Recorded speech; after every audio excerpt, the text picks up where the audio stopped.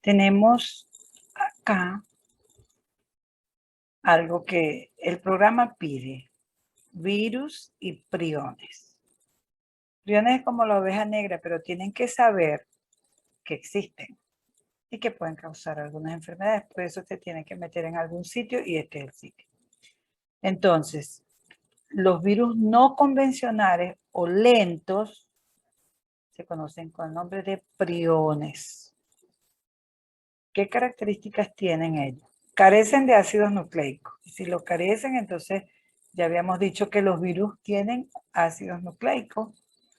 Entonces, bueno, estos son como otra cosa que se parece a los virus, pero que se llaman priones, ¿ok? Para que sepan.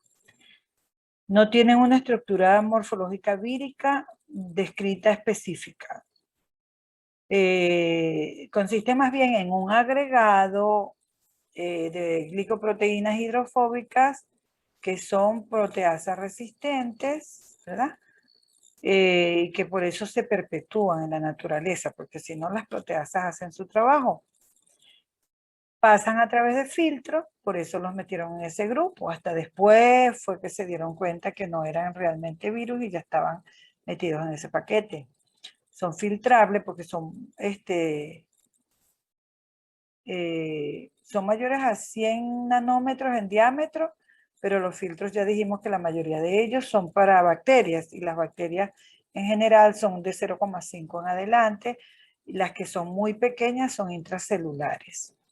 Son resistentes al formaldehído, a las proteasas, al calor hasta 80 grados. Imagínense ustedes, está por encima de las termófilas, de las bacterias termófilas.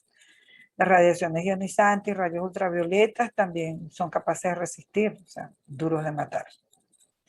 Causan enfermedades muy distintas, muy extrañas, poco comunes, como el curú, Creutzfeldt-Jakob disease.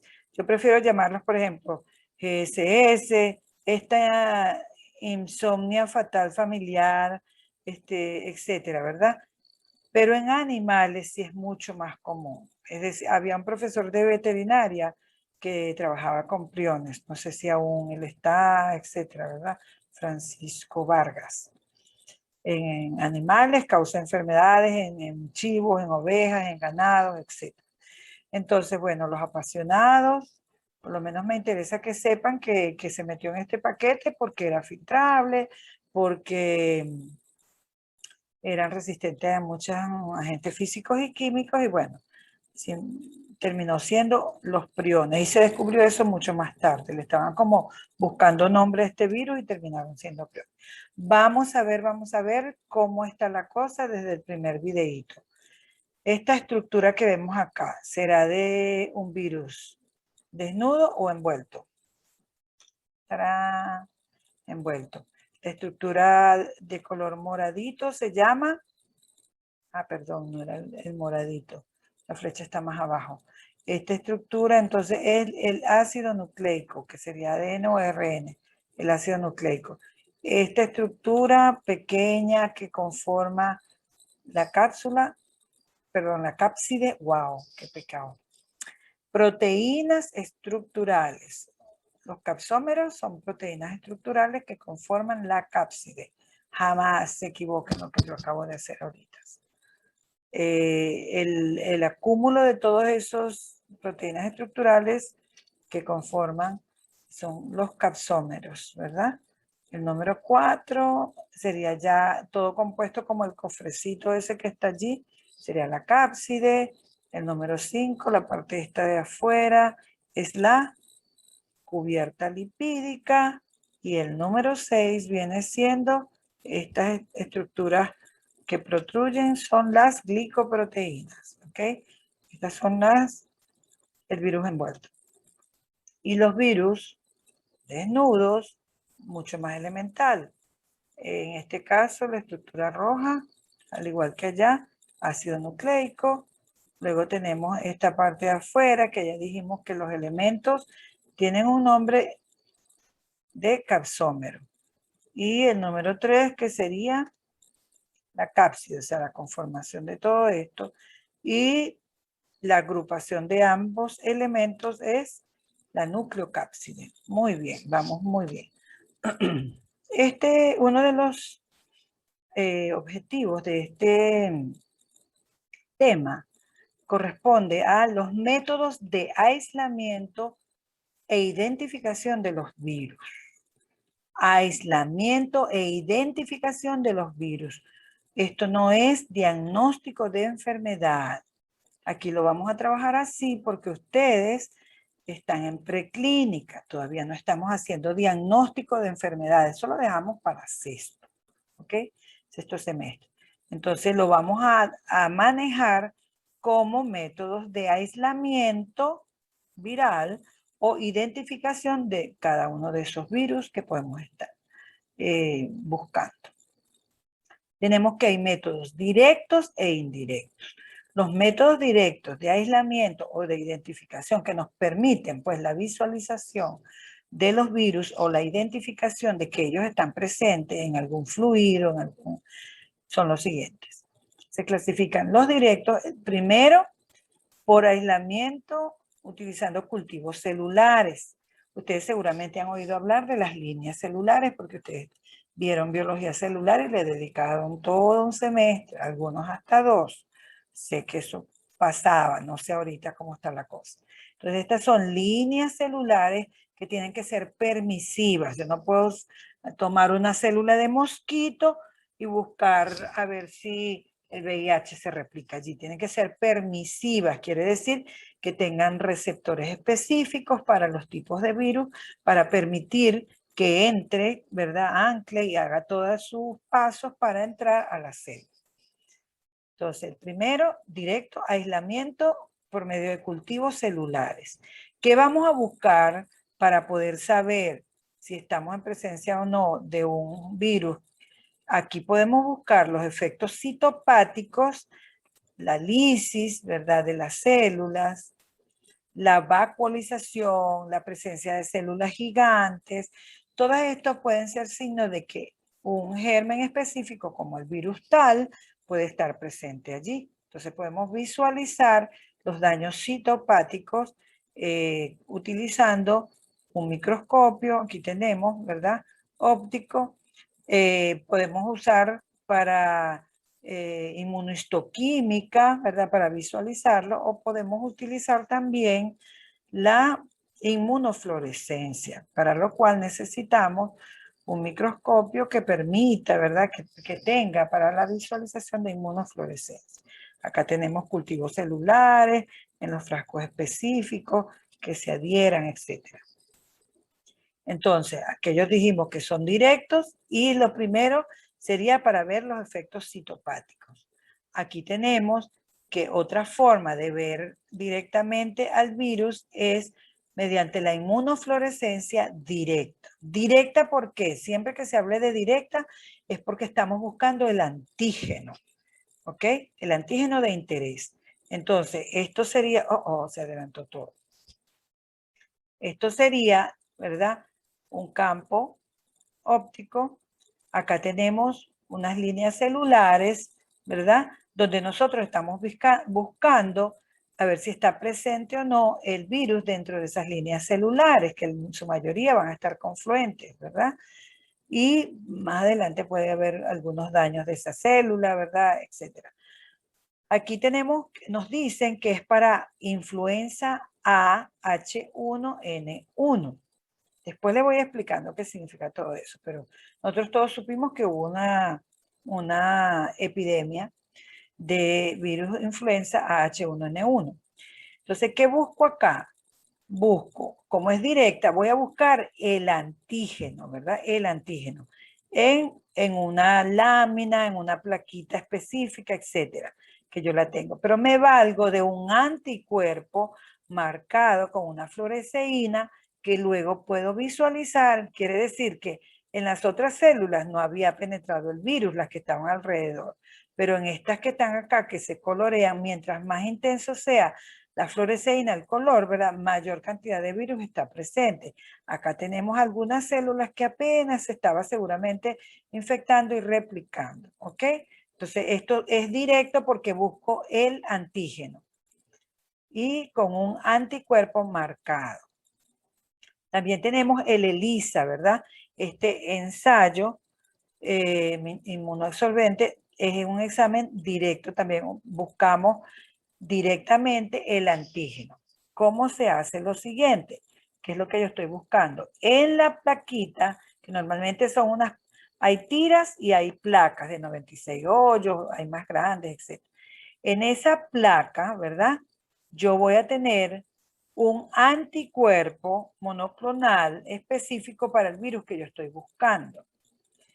El virus está acá y viene normalmente en la muestra que yo le tomo al paciente o de la línea celular que estoy para investigación, ¿verdad? Eso tenemos, si hay entonces una interacción antígeno-anticuerpo como esta, entonces yo voy a ser capaz, agregando un anticuerpo, ¿verdad? Marcado con una peroxidasa, en este caso es distinto, ¿verdad?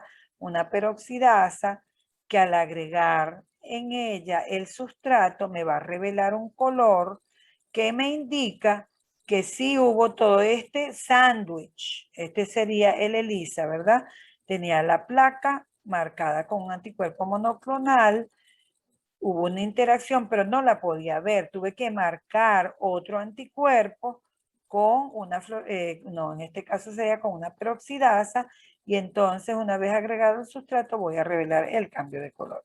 Acá tenemos claro en el negativo y en un color que puede ser azul, amarillo, rojo, y la intensidad del color va a decirme la mayor cantidad o no que hubo de esa interacción antígeno-anticuerpo, quiere decir que el antígeno sí estaba presente. ¿Está claro hasta acá? Este es todavía otro método directo. Este método directo es el uso de cultivos de huevos embrionados. Ese es el primer sistema que permitió el estudio de los virus, porque no había líneas celulares aisladas, no había toda la tecnología para el crecimiento, el almacenamiento, etc. Entonces se utilizaban huevos embrionados, ¿verdad? Aquí están los huevos, se inoculaban y luego entonces se visualizaban de acuerdo a un sistema, ¿verdad? Aquí tiene. O se moría el embrión de acuerdo al efecto, al daño. Aquí está, donde se inoculaba la muestra y podían ser vistos, ¿verdad? Con una lámpara, si había o no viabilidad, etc. Aquí están todos los huevitos. Entonces esto en la concha, ¿verdad? Era porosa y aquí está el, el embrión. La alteración del daño de la membrana aracnoidea va a expresar que si estaba presente el virus. Si no pasa nada y tenemos el huevo y el embrión llega a ser un adulto, ¿verdad? Llega a romper su cáscara y tal, entonces no hubo daño porque no estaba presente el virus, por ejemplo. Otro método de identificación, otro método directo son los métodos moleculares. Los métodos moleculares como la reacción en cadena de polimerasa, que no es lo mismo que la proteína C reactiva. Hay mucho error. Traten de, ya que lo conocen, aclarar las diferencias. No es lo mismo la proteína C reactiva que está aumentada cuando tenemos presencia de alguna infección viral incluso, por eso lo están mandando ahorita como para monitorear si hay daño clínico o no. No es lo mismo que la PCR, que es la reacción en cadena de polimerasa, donde vamos a hacer la amplificación, ¿verdad? Teniendo un cebador, etcétera. Vamos a amplificar un fragmento conocido, vamos a utilizar un termociclador, otras herramientas para luego con una enzima, la polimerasa, vamos a hacer unos ciclos para que amplifique. Esto que estamos amplificando, ¿verdad? O amplicones, los vamos a correr en un gel de agarosa junto con un estándar y entonces, de acuerdo a los pares de base de lo que yo esté investigando, podemos asociarlo y decir si estaba presente o no estaba presente. Esto sería métodos moleculares directos que no falla. Aquí lo bueno es que es muy sensible. A partir de mínima cantidad, un virión que esté presente, ya lo podemos, por la cantidad de ciclos, ¿verdad?, que se están repitiendo, lo podemos amplificar hasta llegar a observar lo que le estaba diciendo de los segmentos. Las ondas de hibridación, que también están en uso en este momento, pero creo que se está usando más la PCR.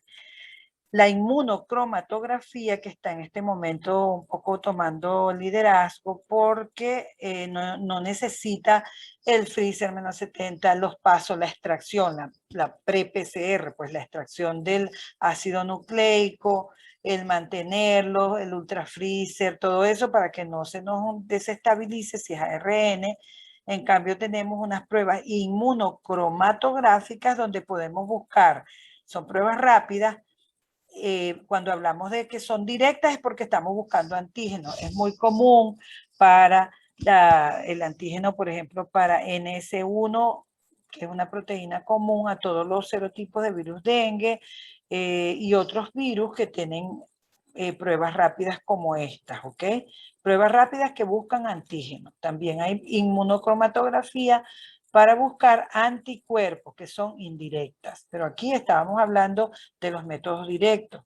Un tercer método es el uso de animales de laboratorio que está en desuso por todos los derechos de los animales, los pacifistas, los activistas, los que defienden a los animales, pero también porque es un costo muy grande tener animales de experimentación, un bioterio, etcétera, para no se sabe cuándo se van a utilizar. Y entonces ya habiendo otros métodos no se justifica el sacrificio de animales. Entonces, aun cuando es un método, está en desuso. Tenemos los métodos de identificación o aislamiento. En este caso sería identificación. El título es el mismo para ambos, pero aquí no hay aislamiento, ¿ok?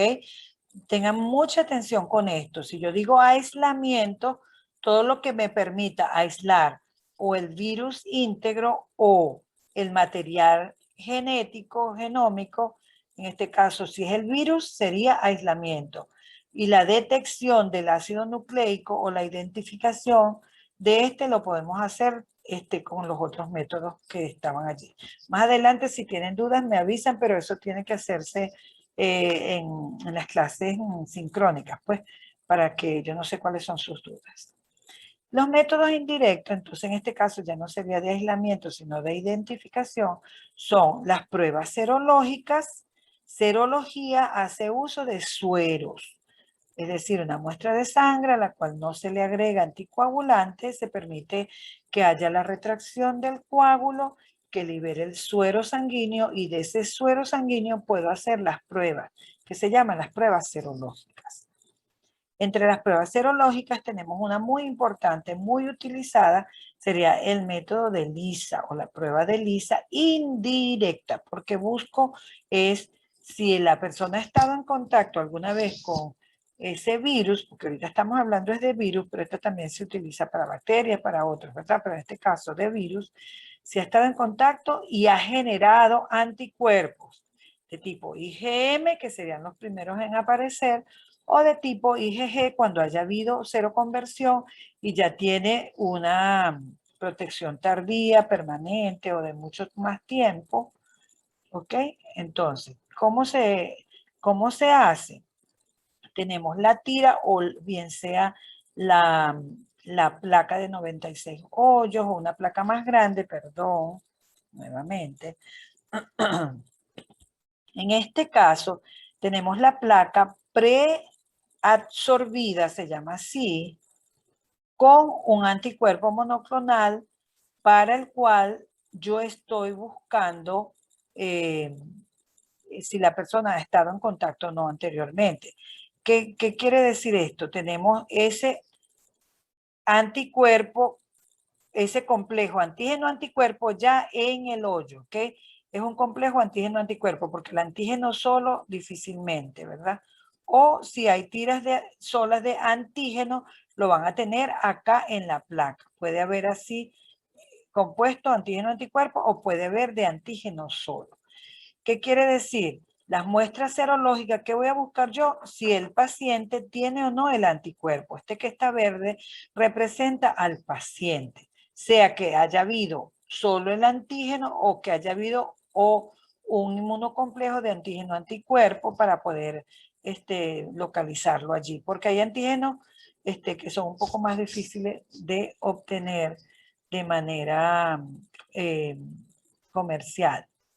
Por allá atrás un visitante que están oyendo mis clases, mis gatitas. Luego, como no puedo visualizar aún qué ha sucedido, debo utilizar un anticuerpo de otra especie, no puede ser de la misma especie humana.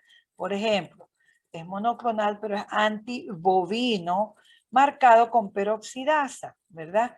Que voy a buscar que cuando le agregue el conjugado, voy a revelar un color que va a ser directamente proporcional a la cantidad de anticuerpos presentes, ¿ok? Esto es lo que está pasando aquí, es distinto porque allá buscaba el antígeno y aquí busco el anticuerpo. Espero que le esté claro.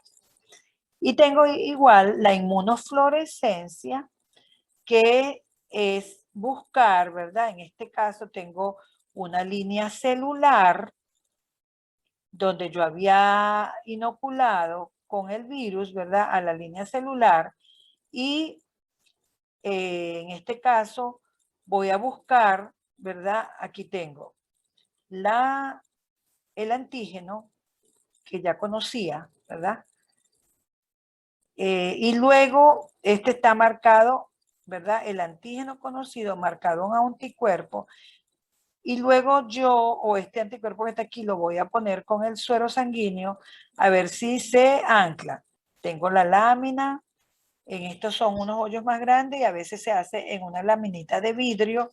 Allí se adhieren las células, las líneas celulares que tienen el antígeno.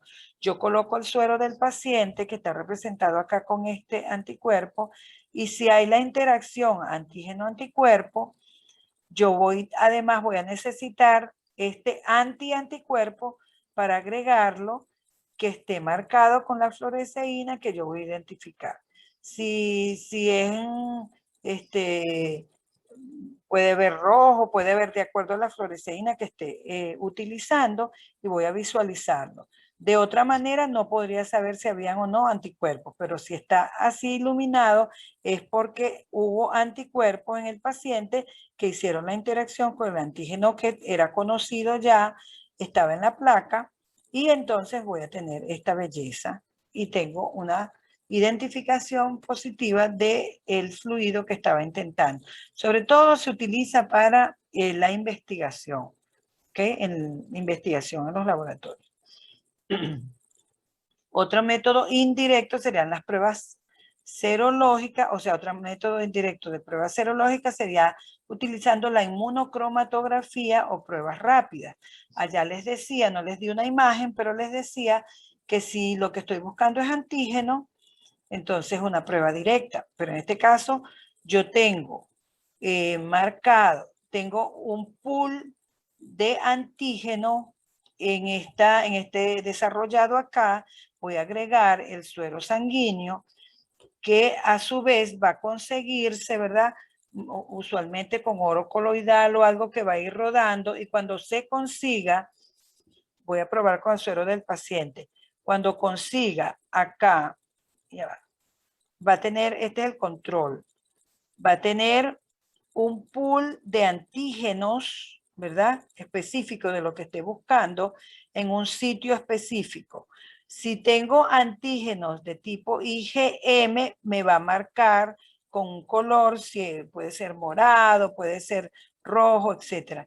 O si tengo anticuerpos IgG, se va a detener en este sitio, ¿verdad? Porque en el otro caso, cuando estoy buscando antígeno, tengo un pool de anticuerpos que cuando va pasando por ahí hay una atracción y hay la interacción antígeno-anticuerpo y como tiene algo para revelar arriba, que normalmente les dije que es oro coloidal, entonces voy a visualizarlo, como en este caso. Entonces aquí tenemos, el control debe estar presente para que sea válida la prueba. Esta es una prueba que es válida, pero que no tiene ninguna positividad. ¿Por qué? Porque no se marcó nada más. Todas son válidas porque se ve el control. Luego, si tenemos la verdad rotavirus, adenovirus o IgM, IgG, etc. Entonces, existen pruebas rápidas inmunocromatográficas para detectar anticuerpos IgM, IgG contra dengue, contra el Helicobacter pylori, que no hay que hacer la endoscopia y todo aquello que es un poco más molesto para el paciente, para detectar si hay sífilis, toxoplasma gondii, rubiola, citomegalovirus, herpes simplex 1 o 2. Todo esto serían indirectas porque buscan, cuando le dicen investigar a IgM, IgG.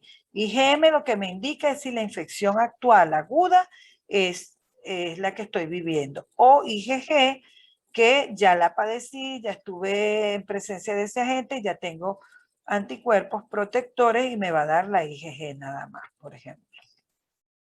Espero que esté claro. Esto sería la vestimenta, ¿verdad? Las barreras que vamos a ver en los temas 9 y 10, que debe colocarse una persona, un personal de salud, investigadores, bioanalistas, microbiólogos, etcétera, cuando se está trabajando con virus de alta virulencia, que por aerosoles pueda ser inhalado, etcétera, que no necesiten de unos mecanismos más difíciles, ¿verdad? Estas escafandras. Y hoy día, pues, típico, en el caso de coronavirus, ¿verdad? Ustedes han visto cuando las personas van a retirar tristemente los cadáveres de los pacientes que han fallecido, etcétera. Entonces, tapabocas, caretas, toda la protección posible, sobre todo para esos que van a estar en contacto con personas de muy alto riesgo. Y deberían tener también los que están en los crematorios, etcétera, si manipulan ese cuerpo. Estos los traje porque pedí allí que mostraran. Tarea. Esto lo vamos a hacer sobre todo con los hongos cuando vea el tema número 7. Diferenciar los virus de las bacterias, de los hongos, de los priones según características biológicas y estructurales. ¿Ok? Y buscar ejemplos de los virus más pequeños y de los virus más grandes que existen. ¿Cuáles son? Esa es la literatura, yo no se la habían presentado. Recomendada, son ya viejos, pero creo que hay una 7ª edición. Microbiología médica de Murray, Microbiología de Jawes, no ha sacado más ediciones nuevas, 25, 26. Es bastante bioquímico este libro. Hay un libro que se llama Virus, que es el estudio molecular con orientación clínica. El autor es Shorts, es la primera edición, creo que es la única que han sacado. Y una microbiología médica de Sherry's, que también está muy buena la microbiología y que nos ayuda mucho en los seminarios. Esto no ha terminado. Sí, terminó. Muchísimas gracias a la vida que me ha dado tanto. Entonces, bueno, buenas noches. Espero les sea útil este tema. Y ahora sí, después que ustedes, bueno, esto se convierta, lo editen, etcétera, ustedes lo puedan ver para yo poder dar la clase número 6.